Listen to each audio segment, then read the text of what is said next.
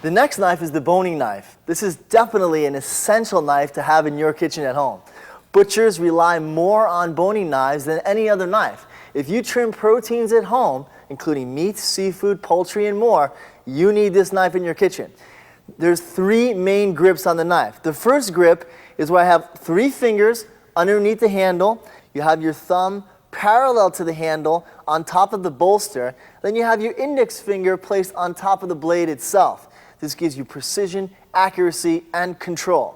With your index finger on top of the blade, using your tip, you just poke and you spear and you pull with your opposite hand, you pull that meat. Here I have a wonderful lamb rack, and I'm just able to go right underneath against the bones using that tip of the knife and pulling it towards me.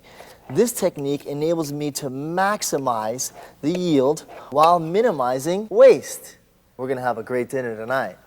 The same technique works fantastic for flatfish, such as sole.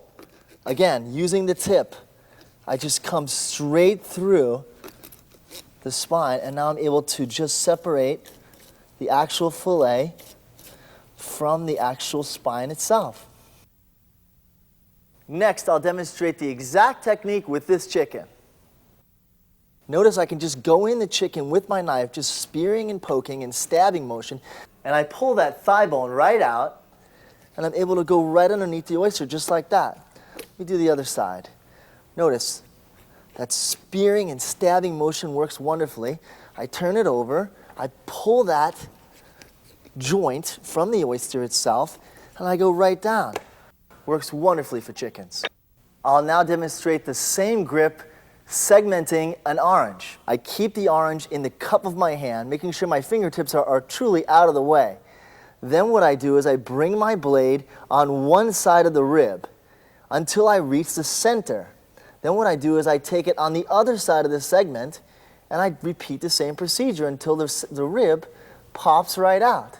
Now remember, this technique can be utilized for lemons, limes, tangerines, grapefruits, and oranges because all citrus is constructed identically. The second grip is also widely used and is used mostly when cutting to the right. It's utilized with all 4 fingers on the handle and the thumb on top of the blade itself for precision and control. Now, it works wonderfully for medium-sized items such as this sole.